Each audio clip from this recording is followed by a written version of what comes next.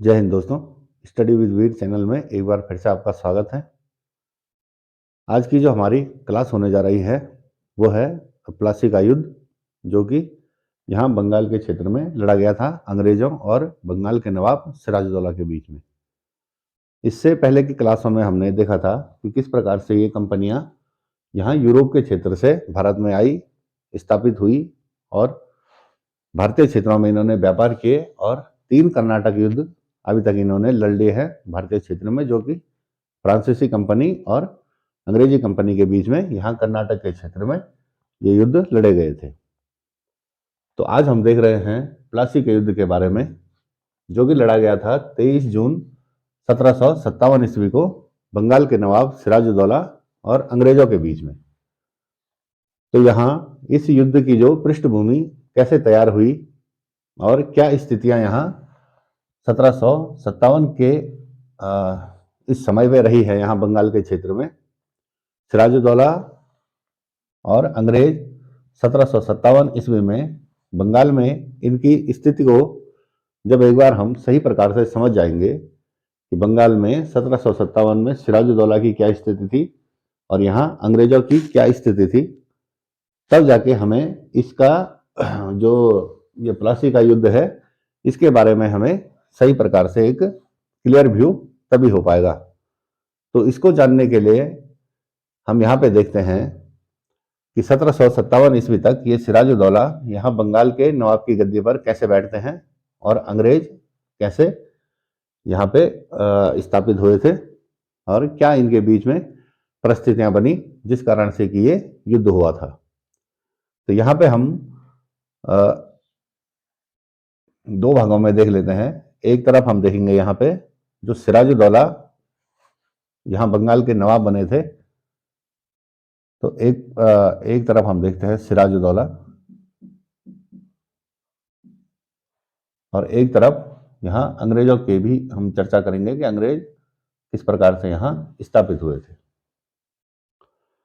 तो सिराजुद्दौला जब बंगाल के नवाब बने थे, लेकिन इससे पहले हमें थोड़ा 50-60 सालों का इतिहास यहाँ बंगाल के क्षेत्र में या भारतीय क्षेत्रों में पिछले 50-60 सालों में इतिहास में क्या क्या हुआ है, इन चीज पर थोड़ा चर्चा करनी पड़ेगी और तब हम देखेंगे कि किस प्रकार से सिराजुद्दौला यहाँ बंगाल के नवाब बने थे। तो एक डेट हम ले लेते हैं 1707 ईस्वी की।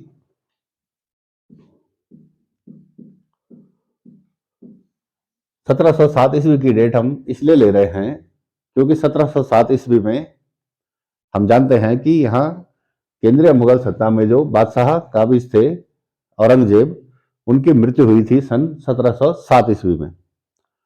तो 1707 ईस्वी में औरंगजेब की मृत्यु के बाद उत्तर मुगल काल शुरू होता है और ये जो मुगल सत्ता यहाँ केंद्र में स्थापित थी, धीरे धीरे इनकी शक्ति क्षीण होती जाती है। तो जब इनकी शक्ति क्षीण होती है, केंद्रीय मुगल सत्ता यहाँ कमजोर हो रही थी, तो इसी दौरान सन 1707 ईस्वी के बाद यहाँ जो प्रांतीय शासक जो थे, जो सूबेदार इन्होंने जगह जगह रखे हुए थे, दीवान, उन्होंने स्वयं को स्वतंत्र घोषित करना प्रारंभ कर दिया था और वे चाहते थे कि किसी भी प्रकार से यहाँ मुगल सत्ता से उनको छुटकारा मिले और वे अपने अपने क्षेत्रों में एक स्वतंत्र सत्ता की स्थापना कर सकें। तो इसी क्रम में हम देखते हैं कि यहाँ बंगाल के क्षेत्र में एक दीवान उस समय कार्यरत थे। जब 1707 की यह बात हो रही है तो उस समय यहाँ एक दीवान कार्यरत थे जिनका नाम था मुर्शीद कुली खां। तो बंगाल में ये 1707 ईस्वी से पहले से ही यहाँ दीवान के पद पर कार्यरत थे। तो यहाँ बंगाल के क्षेत्र में जो दीवान के पद पर थे, इनका नाम था मुर्शीद कुली खां।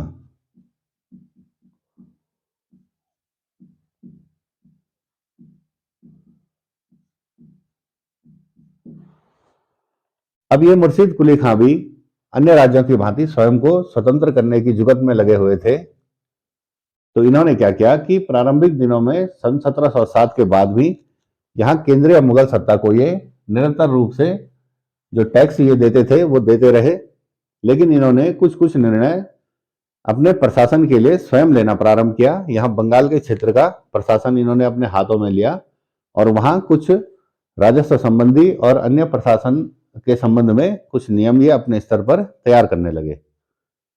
इसी बीच हम देखते हैं कि इन्होंने मुर्शिद कुली खां जो थे, इन्होंने 1719 ईस्वी में यहाँ बंगाल से ही लगा हुआ क्षेत्र था उड़ीसा, इस क्षेत्र को इन्होंने जीता, उड़ीसा के क्षेत्र को, और उसे भी बंगाल में मिला दिया। तो सन 1719 में मुर्शिद कुली खां ने उड़ीसा को जीता और उड़ीसा की जीत के बाद इन्होंने स्वयं को बंगाल का नवाब घोषित कर दिया।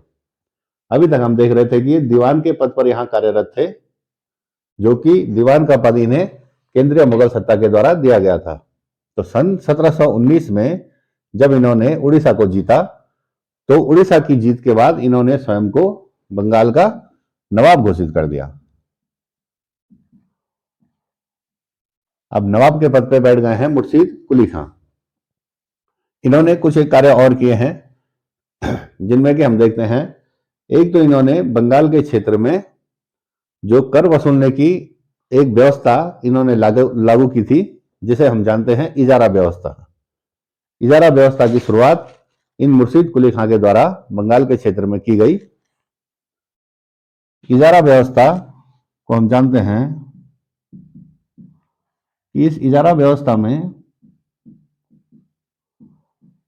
जो राजस्व वसूलने का कार्य होता है उसे ठेके पर दिया जाता है और ठेके पर अनेक व्यक्तियों को रखा जाता है कि आप राजस्व वसूल करें इस क्षेत्र में और उस राजस्व को राजकोष में जमा करें। उसी में जो है कि कुछ मुनाफा उन ठेकेदारों को दिया जाता था। तो इस प्रकार की व्यवस्था जो थी उसे कहा जाता था इजारा व्यवस्था। इसके साथ ही इन्होंने, जब इनकी राजधानी बंगाल की राजधानी थी ढाका, तो ढाका से इन्होंने राजधानी को स्थानांतरित कर यहां मुर्शिदाबाद के क्षेत्र में स्थापित किया। तो राजधानी इन्होंने इजारा व्यवस्था लागू की और इसके साथ ही इन्होंने राजधानी परिवर्तन का भी कार्य किया।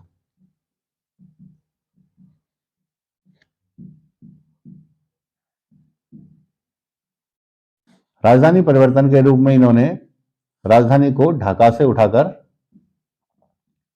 पहले ये जो बंगाल का क्षेत्र था इसकी राजधानी ढाका थी और ढाका से इन्होंने राजधानी को मकसूदाबाद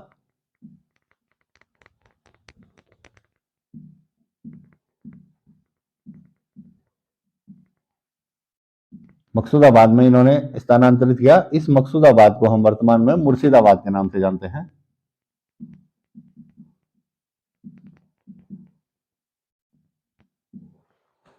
तो इस प्रकार से कुछ एक कार्य इनके रहे हैं और इन्हीं कार्यों के कारण से इन्हें यहां स्वतंत्र बंगाल का संस्थापक कहा जाता है। तो स्वतंत्र बंगाल का संस्थापक मुर्शिद कुली खां को कहा जाता है। कभी ये प्रश्न आ सकता है कि यहाँ मुगल काल में जब सभी राज्य जो है स्वतंत्रता प्राप्त करने की होड़ में लगे हुए थे, तो उस दौरान स्वतंत्र बंगाल का संस्थापक किसे कहा गया? तो वो कहा गया था मुर्शिद कुली खां को।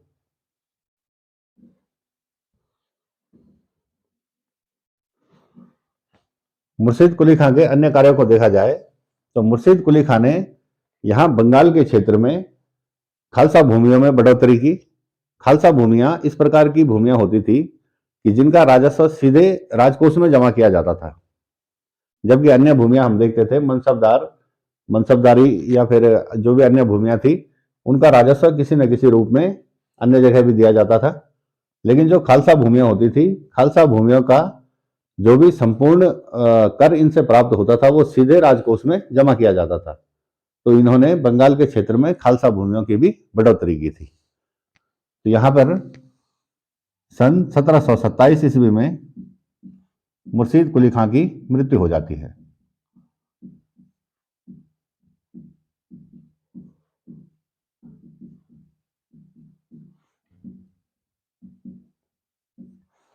अब मुर्शिद कुली खां की जब मृत्यु होती है तो इनकी मृत्यु के बाद यहां बंगाल की नवाबी अब जो होती है वो होती है सुजाउद्दीन को प्राप्त। बंगाल की नवाबी की गद्दी पर जो बैठते हैं उनका नाम था सुजाउद्दीन।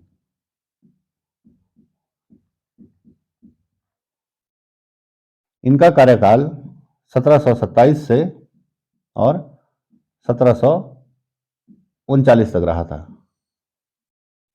ये सुजाउद्दीन 1727 से और 1739 तक यहाँ बंगाल के नवाब की गद्दी पर बैठे हुए हैं। इनके कार्यकाल में एक कार्य हुआ था जो कि यहाँ केंद्रीय मुगल सत्ता के द्वारा किया गया था। इनके कार्यकाल में यहाँ केंद्रीय मुगल सत्ता में जो कार्यरत थे उनका नाम था मोहम्मद शाह रंगीला।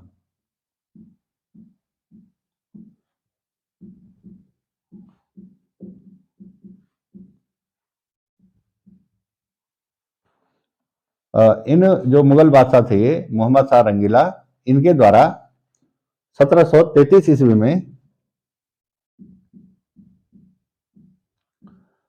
इनके द्वारा बिहार को बंगाल में मिला दिया गया। कुछ प्रशासनिक कारणों के कारण प्रशासनिक आधार पे जो है ये बिहार का जो क्षेत्र था, ये भी यहाँ बंगाल से ही लगा हुआ ये क्षेत्र था बिहार का, तो इस बिहार के क्षेत्र को भी इन्होंने बंगाल में मिला दिया था। अब यहाँ हम देख रहे हैं कि 1733 में जो बिहार का क्षेत्र है और ये बंगाल का जो क्षेत्र है वो यहाँ उड़ीसा से शुरू होते हुए उड़ीसा, बिहार और पूरा बंगाल इसमें समाहित हो गया था। इस प्रकार से यहाँ की स्थिति बन चुकी है। ये जो उड़ीसा का क्षेत्र मुर्शीद कुली खान द्वारा जीता गया था, ये बंगाल का क्षेत्र जो मोहम्मद शाह रंगीला द्वारा यहाँ बंगाल में मिला गया था, और ये संपूर्ण बंगाल का क्षेत्र, इतना बड़ा क्षेत्र ये बंगाल का हो गया था और इससे अत्यधिक राजस्व भी यहाँ प्राप्त हो पा रहा था। तो 1733 ईस्वी में जब यहाँ बिहार को बंगाल से जोड़ा गया तो यहाँ बिहार के एक दीवान थे,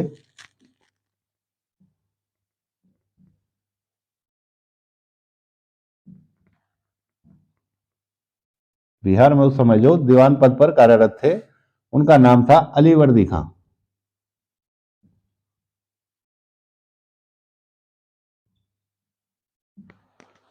अब जब ये बिहार को यहाँ बंगाल में जोड़ दिया गया तो ये जो बिहार के दीवान थे अलीवर्दी खां, इनका जुड़ाव भी यहाँ बंगाल से हो गया।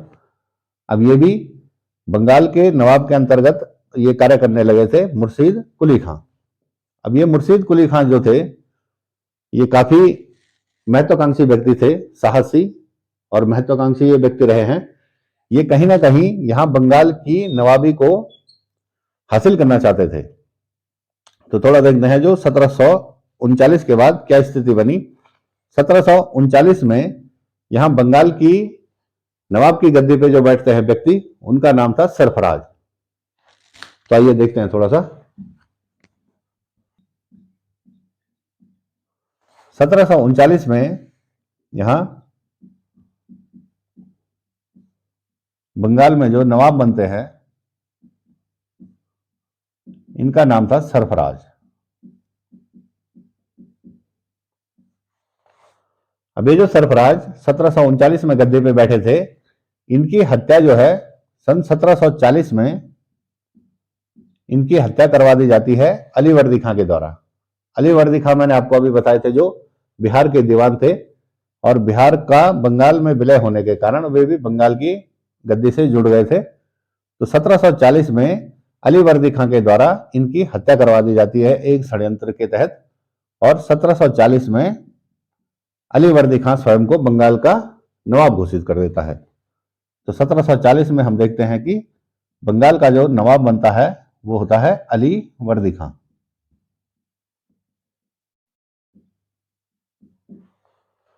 अब अलीवर्दी खां यहां का नवाब बनता है, तो चूंकि ये गलत तरीके से नवाब बना था, यहां जो मौजूदा नवाब थे सरफराज, इनकी हत्या के बाद ये अलीवर्दी खां यहाँ का नवाब बना था, जो कि एक तरीका गलत था।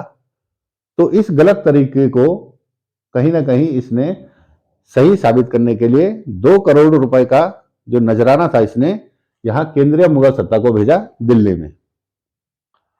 तो अलीवर्दी खां ने यहां नवाब बनते ही 2 करोड़ रुपए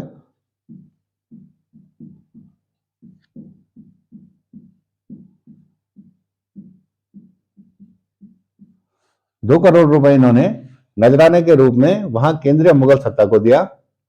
और केंद्रीय मुगल सत्ता में जो उस समय बादशाह है मोहम्मद शाह रंगीला, उन्होंने क्या किया कि इस 2 करोड़ रुपए के नजराने को स्वीकार कर लिया। और 2 करोड़ रुपए के नजराने को स्वीकार किया और साथ ही साथ इनको अलीवर्दी खां को बंगाल का एक वैध नवाब घोषित कर दिया। तो हम देख रहे हैं कि 1740 में अलीवर्दी खां 2 करोड़ रुपए के नजराने के साथ 2 करोड़ रुपए का नजराना देने के बाद ये बंगाल के जो है नवाब घोषित हो गए हैं।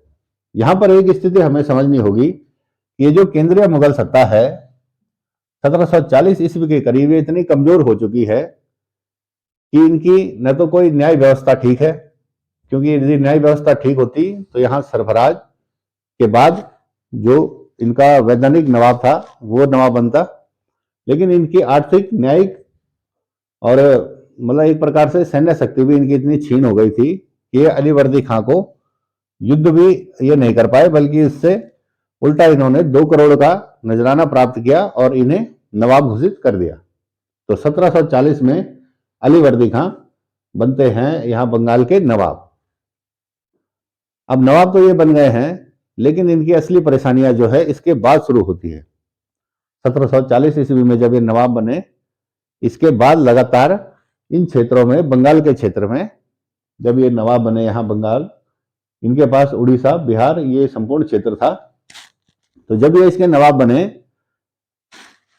अलीवर्दी खां, तो हम देख रहे हैं कि सन 1740 के बाद लगातार यहां बंगाल के क्षेत्र में मराठों ने आक्रमण प्रारंभ कर दिए थे। कुछ आक्रमण मराठों के द्वारा, यहां मराठे थे इस क्षेत्र में, मराठों के द्वारा लगातार इन क्षेत्रों में आक्रमण किए गए, जो कि 1742 से और 1751 तक मराठों ने लगातार इन क्षेत्रों पे आक्रमण किए।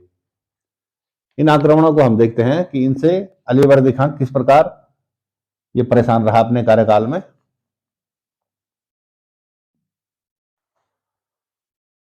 1740 ईस्वी में हम देख रहे हैं कि अलीवर्दी खां यहां बंगाल का नवाब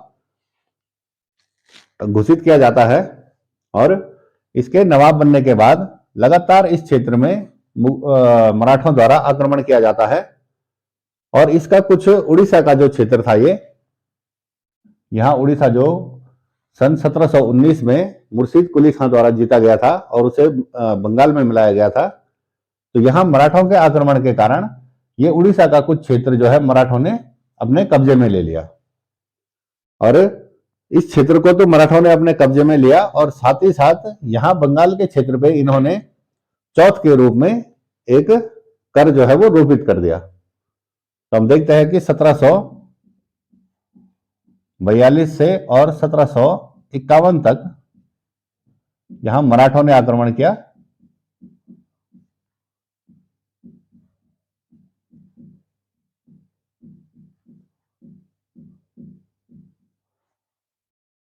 उड़ीसा का कुछ क्षेत्र इन्होंने अपने पास ले लिया मराठों ने, और इसके साथ ही इन्होंने बंगाल के क्षेत्र में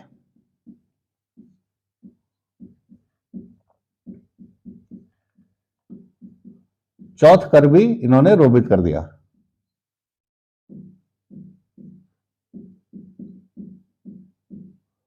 ये चौथ कर जो था ये राजस्व का 1/4 भाग इन्हें देना पड़ता था मराठों को, यही इनकी चौथ कर की व्यवस्था थी।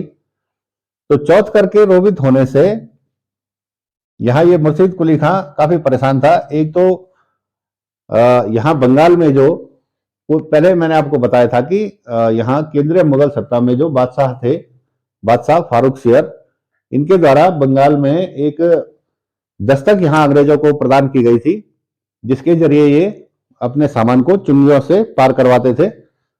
और उसी दस्तक का गलत इस्तेमाल उस समय अंग्रेजों के द्वारा किया जा रहा था। अंग्रेज क्या करते थे कि उसी दस्तक की मदद से भारतीय व्यापारियों का सामान भी चुंगियों से पार करवा देते थे, क्योंकि वो जो दस्तक था वो सिर्फ अंग्रेजों के लिए जारी हुआ था कि अंग्रेज जितना भी व्यापार करेंगे, कंपनी का जो व्यापार होगा, वो कर मुक्त होगा और चुंगियों पे उस माल से जो है कर नहीं लिया जाएगा, क्योंकि इन्होंने 3,000 रुपए वार्षिक जो है मुगल दरबार में जमा कर दिए थे, तो इनसे कर नहीं लिया जाता था, बल्कि ये उस दस्तक को दिखाते थे और अपना सामान चुंगियों से पार करवा देते थे। लेकिन अंग्रेजों ने उसका लाभ उठाते हुए कुछ भारतीय व्यापारियों के सामान को भी ये चुंगियों से पार करवा देते थे। तो उसके विषय में थोड़ा देखते हैं। जब सामान को चुंगियों से पार कराया जाने लगा, तो इस मुर्शिद कुली खां के राजस्व में राजस्व की कम प्राप्ति होने लग गई और एक प्रकार से ये चौथ कर रोपित होने से भी यहां लगातार परेशान था। तो इन दोनों कारणों से, एक तो चौथ कर से और चौथ कर के साथ में यहां पे जो दस्तक का दुरुपयोग किया जा रहा था, इन दोनों कारणों से ये काफी परेशान रहा और अंततः 1756 ईस्वी में इस अलीवर्दी खां की मृत्यु हो जाती है। तो 1756 में अलीवर्दी खां की मृत्यु होती है जब, तो उस समय इसका कोई पुत्र नहीं था, बल्कि इसकी 3 विवाहित पुत्रियां थी। उनके विषय में थोड़ा देख लेते हैं। 1756 में अलीवर्दी की मृत्यु हो जाती है। अब इसकी मृत्यु के बाद जब इसका कोई पुत्र नहीं था, तो इसकी 3 विवाहित पुत्रियां थी। इन विवाहित पुत्रियों के बारे में थोड़ा हम देख लेते हैं। इसकी जो 3 विवाहित पुत्रियां थी, उनके बीच में जो है, या ये कहे कि जो 3 विवाहित पुत्रियां थी, उनके जो पुत्र थे, उनके बीच में जो है यहाँ पे उत्तराधिकार का मामला प्रारंभ हो जाता है, क्योंकि अब ये तीनों पुत्रियों के जो दावेदार थे, वे भी कहीं ना कहीं से सोच रहे थे कि अब हम बंगाल के नवाब की गद्दी पर बैठेंगे। तो इसकी जो 3 पुत्रियां थी, उनमें एक पुत्री का विवाह हुआ था पूर्णिया में। पूर्णिया ये बिहार का क्षेत्र था। एक जो इसकी अन्य पुत्री थी, उसका विवाह हुआ था पटना में।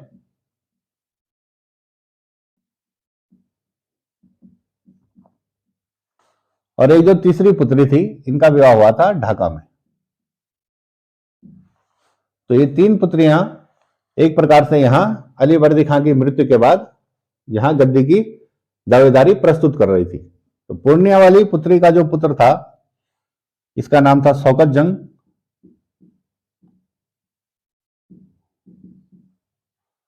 यहां जो पटना वाली पुत्री थी, इसका पुत्र था सिराजुद्दौला।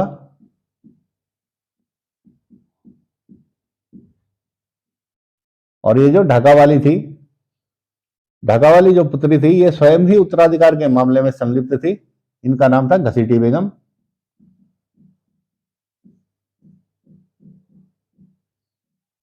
तो इस प्रकार से ये 3 दावेदार, शौकत जंग, सिराजुद्दौला और घसीटी बेगम, ये 3 जो है मुख्य रूप से यहां गद्दी के दावेदार, इन्होंने अपनी अपनी दावेदारी प्रस्तुत की थी। लेकिन इन तीनों में जो था, ये सिराजुद्दौला ये सबसे ज्यादा करीब था अलीवर्दी खां के, और अंततः यहां 1756 ईस्वी में सिराजुद्दौला को नवाब घोषित किया जाता है। अब इसके नवाब घोषित होते ही ये दोनों जो है इसके विरोधी हो गए, घसीटी बेगम और ये शौकत जंग। ये दोनों कहीं ना कहीं इसके विरोधी हो गए, क्योंकि ये दोनों भी दावेदार थे, और जो गद्दी मिली है वो 1756 में यहां सिराजुद्दौला को मिली है। तो अभी तक हमने देखा किस प्रकार से यहां बंगाल की स्थिति रही है, और इन सब स्थितियों में हम यहां तक पहुंच चुके हैं कि 1756 ईस्वी में बंगाल के नवाब की गद्दी पर जो है वो सिराजुद्दौला बैठ चुके हैं, क्योंकि युद्ध जो है वो सिराजुद्दौला और अंग्रेजों के बीच हुआ था, प्लासी का युद्ध। और प्लासी के युद्ध की ही हमारी ये क्लास चल रही है। यहां तक हमने देख लिया है कि 1756 ईस्वी में ये जो सिराजुद्दौला है, ये बंगाल के नवाब की गद्दी पर बैठ चुके हैं। अब यहां दूसरे पक्ष पे भी थोड़ा गौर किया जाए कि जो अंग्रेज है, ये इनकी स्थिति क्या रही है 1756 में इस बंगाल के क्षेत्र में। तो इनकी स्थिति पर थोड़ा गौर करें जब हम, तो इसको हम देखेंगे कि सन 1651 ईस्वी में, ये पिछली क्लासेज में मैं आपको बता चुका हूं अंग्रेजों के आगमन वाली क्लास में, कि 1651 में इन अंग्रेजों को यहाँ बंगाल के क्षेत्र में, यहाँ हुगली, और हुगली में इन्हें व्यापार की अनुमति दी गई थी। तो 51 के बाद इन्होंने हुगली, कासिम बाजार और अन्य क्षेत्रों में अपने व्यापार प्रारंभ किए थे, पटना वगैरह में भी। तो 1651 में हुगली में व्यापार के साथ ही इनका पदार्पण बंगाल में हुआ था।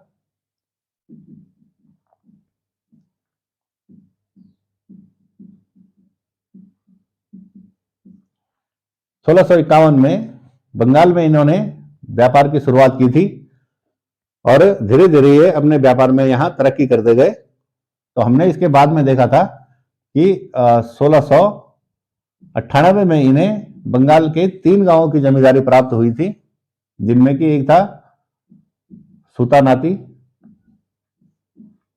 गोविंदपुरा। ये सब मैं आपको पिछली क्लासेज में बता चुका हूं। और एक जो तीसरा गांव यहां पे था वो था कालीकाता।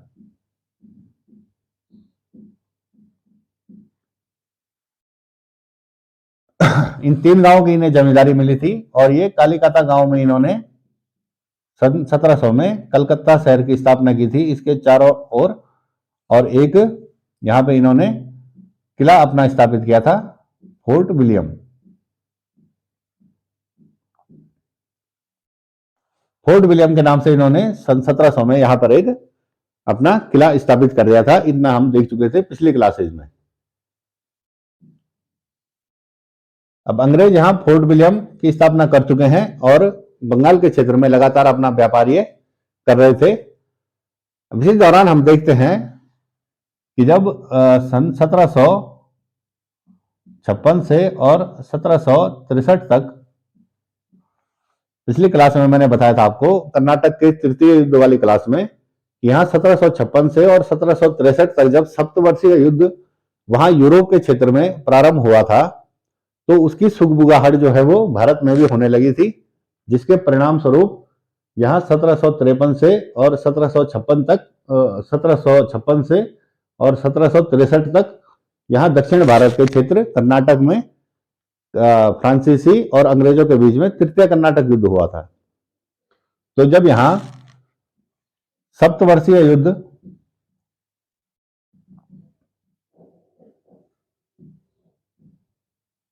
यहाँ यूरोप के क्षेत्र में प्रारंभ हुआ, सप्तवर्षीय युद्ध, तो ये दोनों कंपनियां भी जानती थी कि कहीं ना कहीं इस युद्ध की जो इस युद्ध का जो प्रभाव है वो भारतीय क्षेत्रों पर भी पड़ेगा।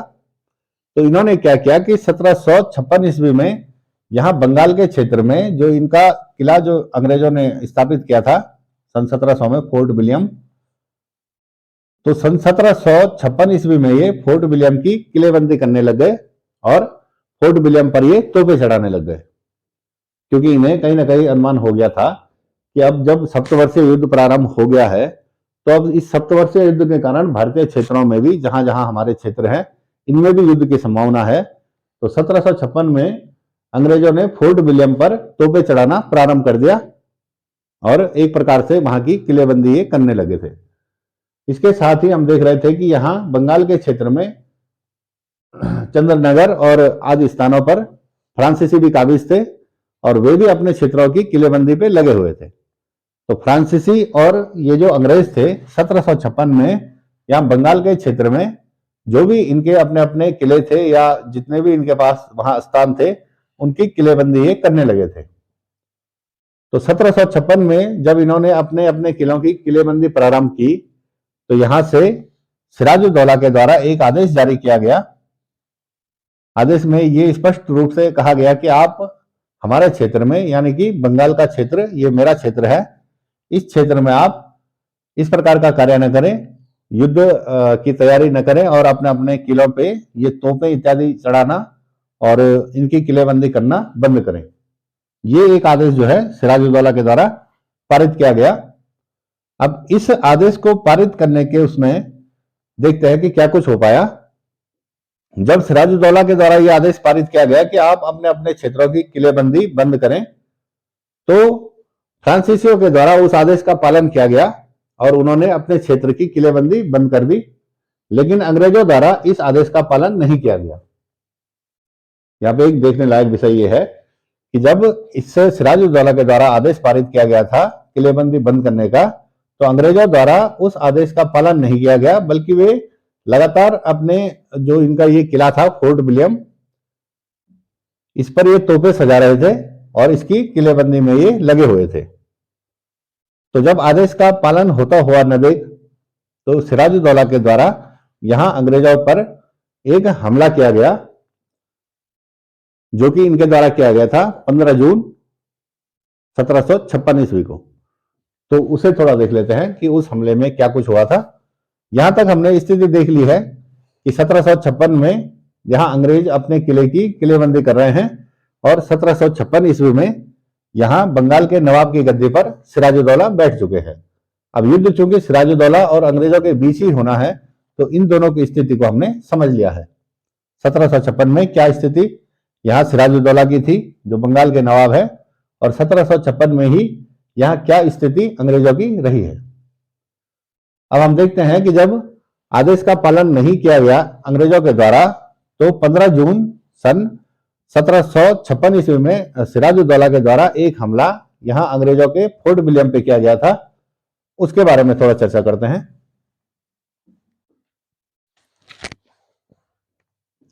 तो यहां हम देख रहे हैं कि 1756 ईस्वी में नवाब की गद्दी पर जो बैठे हुए हैं वह है सिराजुद्दौला, और यहां अंग्रेजों का एक किला है फोर्ट विलियम, जिसकी की ये किलेबंदी कर रहे हैं।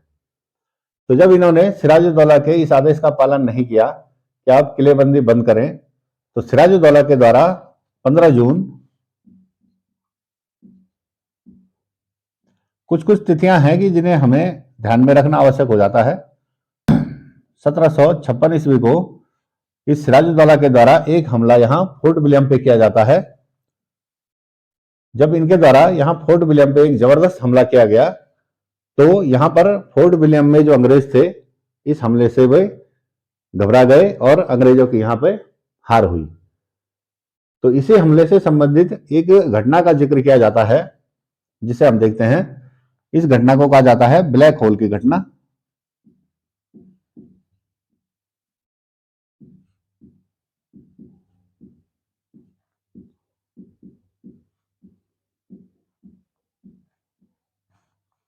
ये ब्लैक होल की घटना जो थी वो इसी 15 जून 1756 वाले जो आक्रमण इन्होंने किया था, जो हमला इन्होंने फोर्ट विलियम पे किया था, उससे ही संबंधित घटना है ब्लैक होल की घटना।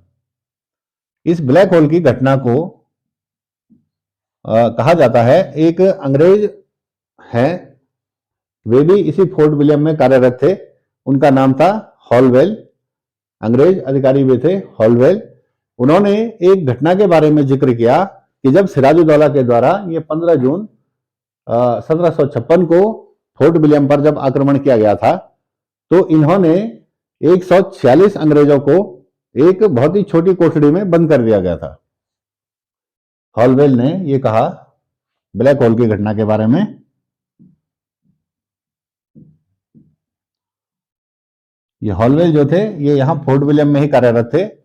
इन्होंने कहा कि सिराजुद्दौला ने जब हम पे आक्रमण किया था यहाँ फोर्ट विलियम पे, तो इन्होंने 146 अंग्रेजों को एक 14x18 के कमरे में बंद कर दिया था। 14x18 का एक छोटा सा कमरा था। इस छोटे से कमरे में 146 अंग्रेजों को 3 दिन रात के लिए बंद किया गया। तो 3 दिन रात के लिए जब ये अंग्रेज यहां रहे, 146 अंग्रेज 14x18 के कमरे में, तो भूख प्यास से जहां लगभग इन अंग्रेजों की हालत पस्ता हो गई, और इन 146 अंग्रेजों में से केवल 23 अंग्रेज जो है वो जीवित बचे, और इन 23 जीवित में से एक मैं भी था। इस हॉलवेल ने यह कहा कि जब 3 दिन रात की यह घटना हुई, ब्लैक होल की घटना, 146 व्यक्ति जब सिराजुद्दौला के द्वारा 14x18 के कमरे में बंद किए गए, तो उसमें 3 दिन बाद देखा गया कि एक जो है केवल 23 व्यक्ति ही जीवित बचे, और इन 23 जीवित में से एक ये हॉलवेल भी था। इसने ये कहा, इसने इस घटना का अत्यधिक प्रचार प्रसार किया। ये ब्लैक होल की घटना जो बताई जाती है, ये हॉलवेल के द्वारा बताई गई कि ये 20 जून 1756 की यह घटना है। हॉलवेल के द्वारा कहा गया कि 20 जून 1756 को यहाँ सिराजुद्दौला के द्वारा हम लोगों को यहाँ बंद किया गया और बड़ी मुश्किल से हम 23 लोग जीवित बचे थे। यह हॉलवेल भी उसमें था।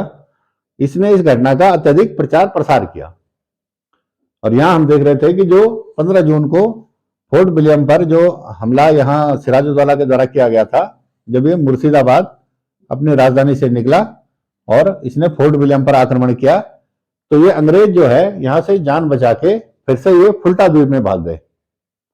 पहले भी एक बार आपको ध्यान होगा, औरंगजेब ने जब इन पे बंगाल के क्षेत्र में हमला किया था औरंगजेब ने, तो उस समय भी ये सभी लोग फुल्टा द्वीप पे ही भागे थे।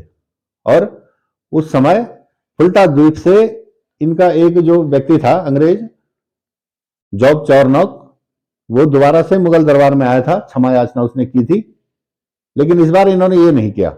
इस बार जब ये फुल्टा द्वीप में भागे तो फुल्टा द्वीप से इन्होंने यहां सिराजुद्दौला के पास क्षमा याचना करने नहीं गए, बल्कि ये फुल्टा द्वीप से यहां बंगाल की खाड़ी के क्षेत्र में जो फुल्टा द्वीप था, वहां से इन्होंने अपने मद्रास के जो क्षेत्र था इनका, मद्रास के क्षेत्र से इन्होंने अपने लिए सैन्य सहायता मंगाई। इस बार ये पृष्ठभूमियां तैयार हो रही हैं धीरे धीरे यहां प्लासी के युद्ध की। ये छिटपुट घटनाएं उस दौरान हो रही थी जिन्होंने कि एक बड़े युद्ध की परिस्थिति को तैयार किया। तो जब फोर्ट विलियम पे सिराजुद्दौला ने अंग्रेजों को बाहर खदेड़ दिया गया सिराजुद्दौला के द्वारा और अंग्रेज चले गए फुल्टा द्वीप, तो सिराजुद्दौला के द्वारा इस फोर्ट विलियम या कलकत्ता का नाम परिवर्तित करके इसने रख दिया अलीनगर। अलीनगर, अलीवर्दी खां जो है वो सिराजुद्दौला के नाना थे, उनके नाम पर इसने यहां कलकत्ता का नाम जो है वो अलीनगर कर दिया। और अलीनगर में इन्होंने एक प्रभारी नियुक्त किया जिनका नाम था माणिक चंद। माणिक चंद को इनके द्वारा यहां अलीनगर का प्रभारी नियुक्त किया गया और प्रभारी नियुक्त करने के बाद ये फिर से अलीनगर से निकलकर वापस अपनी राजधानी मुर्शिदाबाद में आ गए थे। तो ये घटना रही है 1756 तक की, जिसमें हमने देखा ब्लैक होल की घटना भी हुई है। और ब्लैक होल की घटना के बाद यहां कलकत्ता का नाम परिवर्तित करके अलीनगर किया गया और अलीनगर में माणिक चंद को अलीनगर का प्रभारी बनाकर ये सिराजुद्दौला अपनी राजधानी वापस लौट चुके हैं। लेकिन ये जो अंग्रेज यहां फुल्टा द्वीप गए थे, इन्होंने फुल्टा द्वीप से यहां सैन्य सहायता मंगवाई मद्रास से। मद्रास में हम जानते हैं कि मद्रास में इनकी एक प्रेसिडेंसी की स्थापना हो चुकी है, वो पिछली क्लासेज में आपको बता चुका हूं। तो मद्रास से इनके लिए सैन्य सहायता आती है यहां बंगाल के क्षेत्र में। उसको थोड़ा सा देख लेते हैं हम। 1757 के प्रारंभिक दिनों में ही 1757 में यहां मद्रास से जो है, यहां से मद्रास के क्षेत्र से सैन्य सहायता यहां फुल्टा द्वीप में जो अंग्रेज शरण लिए हुए थे उनके लिए मद्रास से सैन्य सहायता भेजी गई। और सैन्य सहायता के रूप में यहां से हम देख रहे हैं कि रॉबर्ट क्लाइव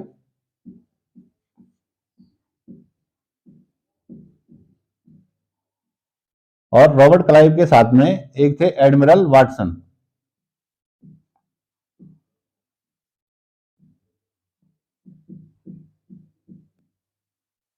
ये दोनों संयुक्त रूप से जहां कलकत्ता की यहां फुल्टा द्वीप की तरफ रवाना होते हैं और फुल्टा द्वीप में अपने अंग्रेज साथियों से मिलकर ये लोग कलकत्ता की तरफ रवाना हो जाते हैं। तो रॉबर्ट क्लाइव और एडमिरल जो है 1757 के आरंभिक दिनों में ही ये कलकत्ता को एक बार फिर से प्राप्त कर लेते हैं। कलकत्ता में जो उनका प्रभारी अधिकारी जो नियुक्त हुआ था माणिक चंद, वो इनसे समझौता ही कर लेता है, एक प्रकार से इनसे मिल जाता है वो, और कलकत्ता जो है एक बार फिर से अंग्रेजों के कब्जे में चला गया। 1757 के आरंभिक दिनों की ये बात है। अब जब कलकत्ता पे रॉबर्ट क्लाइव अपना अधिकार कर लेता है तो ये साथ ही साथ वहां से घोषणा कर देता है कि अब हम एक युद्ध सिराजुद्दौला के साथ निश्चित तौर पे करेंगे और उस युद्ध में सीधे आर पार का युद्ध हम करने के लिए अब आए हैं, क्योंकि ये समझ तो गया ही था कि हम अब बड़ी सेना लेके आए हैं। सिराजुद्दौला जो कि अभी नया नया नवाब बना है, उसका भीतर घात से भी वो परेशान था, क्योंकि घसीटी बेगम और शौकत जंग, मैंने आपको बताया था कि वो उसके विरोधी हुए पड़े थे।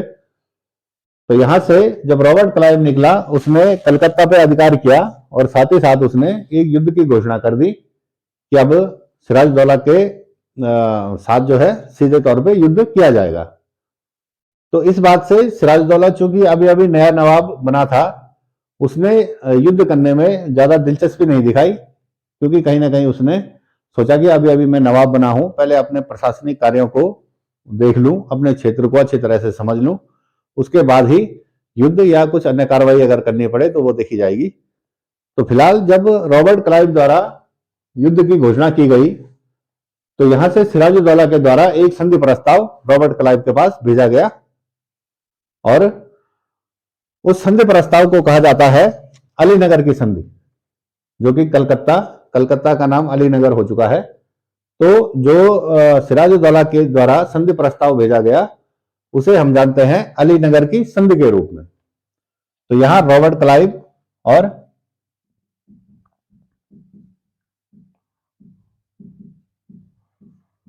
सिराजुद्दौला के बीच एक संधि हुई, जिसे हम जानते हैं अलीनगर की संधि के रूप में। अलीनगर की संधि। अब इस अलीनगर की संधि में क्या हुआ कि अंग्रेजों को एक तो कलकत्ता का अधिकार फिर से वापस दिया गया, जो कि इनके द्वारा ले ही लिया गया था, लेकिन इसके अलीनगर की संधि की कुछ और शर्तें रही।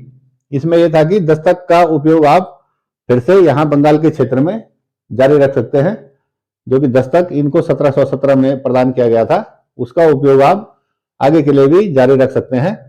और साथ ही साथ यहां सिराजुद्दौला ने रॉबर्ट क्लाइव को जो फोर्ट विलियम पे जो उसने हमला किया था, उसका हर्जाना भी दिया और कुछ रुपए देकर फिलहाल ये अलीनगर की संधि कर दी। अलीनगर की संधि 1757 ईस्वी में ये हुई थी, आरंभिक दिनों की ही बात है। तो अलीनगर की संधि हो चुकी है। यहां पर हम देख रहे हैं क्लाइव और ये जो रॉबर्ट क्लाइव और एडमिरल वाटसन एक सेना लेके यहां कलकत्ता के क्षेत्र में पहुंच चुके हैं। तो अब जब क्लाइव, क्योंकि क्लाइव एक महत्वाकांक्षी व्यक्ति था और ये ऐसे मौकों का लाभ उठाने के लिए बड़ी अच्छी तरह से इसको आता था, ऐसे मौकों का लाभ उठाना कि जब भारतीय राजा इसके सामने झुके हुए हों और ये इनसे संधि करे, तो ये इस प्रकार की शर्तें थोप देता था कि वे राजा कभी भी इनके सामने दोबारा उठ खड़े नहीं हो पाते थे। ये विशेषता रही है इस रॉबर्ट क्लाइव की। तो यहां पे हम देख रहे हैं अलीनगर की जब संधि हुई, रॉबर्ट क्लाइव को लग गया था कि अब सिराजुद्दौला के पास इतना सब कुछ नहीं है कि वे हमसे युद्ध करे, क्योंकि उसने खुद ही संधि प्रस्ताव भेजा है। तो रॉबर्ट क्लाइव ने कुछ न कुछ सिराजुद्दौला पर इस अलीनगर की संधि के बाद इसने दोषारोपण करना यहां प्रारंभ कर दिया। दोषारोपण कुछ इस प्रकार से इस क्लाइव ने किए थे कि इसने कहा कि एक तो सिराजुद्दौला जो है वो यहां बंगाल के क्षेत्र में फ्रांसीसियों का अत्यधिक पक्ष लेता है और फ्रांसीसियों के ही कहे अनुसार कार्य करता है, जबकि अंग्रेजों को इसने ब्लैक होल जैसी घटना अंग्रेजों के साथ की, जो कि एक इन्होंने कहा कि कुकृत्य है ये। ब्लैक होल की घटना के बारे में मैं आपको बता दूं कि इतिहासकार जो है इस ब्लैक होल की घटना को, कई इतिहासकार मनगढ़ंत कहानी बताते हैं और वे इस सिराजुद्दौला को एक प्रकार से इसकी छवि खराब करने का ही एक प्रयास अंग्रेजों के द्वारा किया जाना बताया गया है ब्लैक होल की घटना को। तो यहां रॉबर्ट क्लाइव के द्वारा लगातार दोषारोपण जो है वो सिराजुद्दौला पे किए जा रहे थे कि सिराजुद्दौला इस प्रकार से अंग्रेजों के विरोधी कार्य करता है। तो इन सबसे परेशान होकर अब सिराजुद्दौला ने भी एक बार सोच लिया कि अंग्रेजों से आर पार किया ही जाए, और इस प्रकार से जो है अंग्रेजों की और सिराजुद्दौला की सेना जो है वो प्लासी के मैदान में आमने सामने हुई और 23 जून 1757 को ये प्लासी का युद्ध हुआ। 23 जून 1757 को जब प्लासी का युद्ध हुआ, अब धीरे धीरे हम इस तिथि तक तो पहुंच ही गए हैं कि 23 जून 1757 तक क्या परिस्थितियां बन चुकी हैं बंगाल के क्षेत्र में, जिससे कि ये युद्ध हुआ है। तो 23 जून 1757 को प्लासी का युद्ध हुआ और प्लासी के युद्ध में जो है यहाँ सिराजुद्दौला की हार हुई और बाद में सिराजुद्दौला को यहाँ हत्या कर दी गई सिराजुद्दौला की। तो इस प्लासी के युद्ध में क्या कारण रहे हैं सिराजुद्दौला के हारने के, इस पक्ष में कौन कौन से लड़ रहे थे लोग, ये भी प्रश्न कई बार आ जाता है कि किसने प्लासी के युद्ध में जो है कि सिराजुद्दौला का साथ दिया था और कौन लोग थे जिन्होंने अंग्रेजों का इस प्लासी के युद्ध में साथ दिया था। वो इस प्लासी के युद्ध के बारे में काफी महत्वपूर्ण हो जाता है, क्योंकि हम जानते हैं कि 23 जून 1757 को जब ये प्लासी का युद्ध लड़ा गया तो इसमें सिराजुद्दौला की हार हुई। उसके हार के कारणों पर थोड़ा चर्चा करें और दोनों पक्षों को हम समझें कि सिराजुद्दौला के पक्ष में कौन था और यहां अंग्रेजों के साथ कौन खड़े हुए थे, उस पर थोड़ा चर्चा की जाए। तो जब 23 जून 1757 को प्लासी का युद्ध लड़ा गया था तो यहां हम देखते हैं कि दोनों पक्षों में कौन किसके साथ खड़ा हुआ था इस युद्ध के दौरान। तो इसमें हम देखते हैं जो सिराजुद्दौला के साथ जो लोग खड़े थे उनमें थे मोहनलाल और मीर मदान। ये दोनों नाम प्रमुख रूप से आते हैं कि सिराजुद्दौला के साथ प्लासी के युद्ध में कौन लोग शामिल थे, तो वो थे मोहनलाल और मीर मदान। अब यहां अंग्रेजों के पक्ष में देखा जाए तो अंग्रेज चूंकि कूटनीतिज्ञ थे ही, इन्होंने क्या किया कि यहां अपने साथ में एक तो कलकत्ता के एक बैंकर थे जगत सेठ, काफी धनाढ़ व्यक्ति ये थे, इनको इन्होंने अपने पक्ष में कर लिया था। इसके साथ ही अमीर चंद या अमीर चंद, ये कलकत्ता के एक ये प्रतिष्ठित व्यापारी थे, इनको भी अंग्रेजों ने अपने पक्ष में कर लिया था। इनके साथ ही एक ये जो घसीटी बेगम थी, घसीटी बेगम के बारे में मैंने आपको बताया था, ये इस सिराजुद्दौला की ढाका वाली मौसी थी। तो इस ढाका वाली मौसी को भी अंग्रेजों ने अपने पक्ष में मिला लिया था, क्योंकि यहां जब उत्तराधिकार का मामला शुरू हुआ था अलीवर्दी खां के उत्तराधिकार का, तो यहां घसीटी बेगम को नवाब का पद नहीं मिला था, बल्कि वो पद जो मिला था वो सिराजुद्दौला को मिला था। तो यहां घसीटी बेगम भी अंग्रेजों से मिलती है। ये 3-4 लोग तो ऐसे थे कि जिनका युद्ध के क्षेत्र से संबंध नहीं था, बल्कि ये अन्य प्रकार से अंग्रेजों की मदद कर रहे थे, पैसे के रूप में या अन्य किसी भी रूप में। लेकिन जो युद्ध क्षेत्र में जो युद्ध के मैदान में जो युद्ध के लिए पूर्ण रूप से जिम्मेदार थे, वो ये 2 लोग थे, मीर जाफर और राय दुर्लभ। ये मीर जाफर जो था, ये पहले सिराजुद्दौला का प्रधान सेनापति हुआ करता था। तो इस प्रधान सेनापति को अंग्रेजों ने लालच दिया कि आपको हम अगला नवाब बंगाल का घोषित करेंगे, जीत के बाद बंगाल के अगले नवाब आपको बना दिया जाएगा।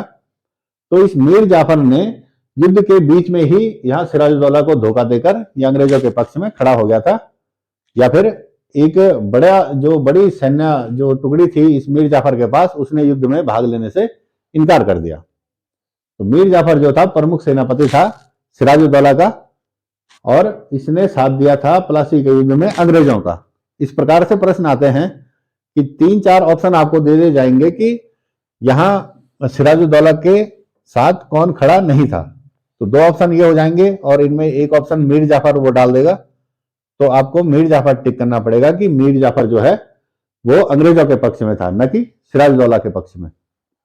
इसके साथ ही एक अन्य जो सेना नायक थे, एक सेना की टुकड़ी इनके पास में थी, राय दुर्लभ, इन्होंने भी यहां अंग्रेजों का साथ इस प्लासी के युद्ध में दिया था।